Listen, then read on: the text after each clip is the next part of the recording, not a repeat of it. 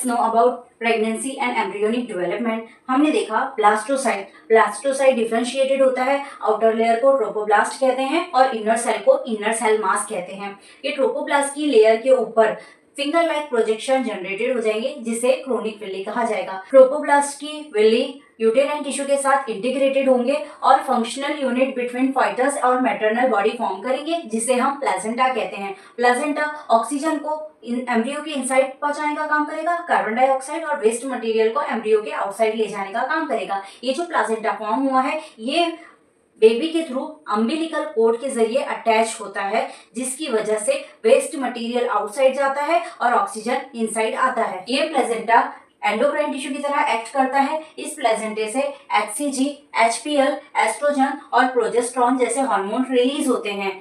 In the later phase of pregnancy ovary से रिलैक्साइन भी release होता है। HCG, HPL और रिलैक्साइन ये 3 ऐसे हार्मोन्स हैं जो कि सिर्फ और सिर्फ प्रेगनेंसी के टाइम पे ही ह्यूमन बॉडी से रिलीज होते हैं फीमेल में। इसके अलावा कॉर्टिसोल, प्रोलैक्टाइन और थायरोक्साइन भी प्रेगनेंसी के टाइम पे रिलीज होते हैं, सीक्रेट होते हैं। ये प्रेगनेंसी को मेंटेन रखने का काम करते हैं।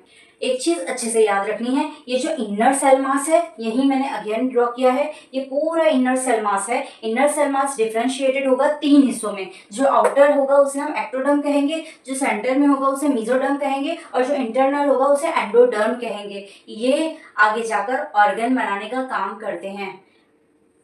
इनर सेल मास के अंदर एक सेल होते हैं जिसे हम स्टेम सेल कहते हैं, यही ऑर्गन बनाने की कैपेबिलिटी रखते हैं।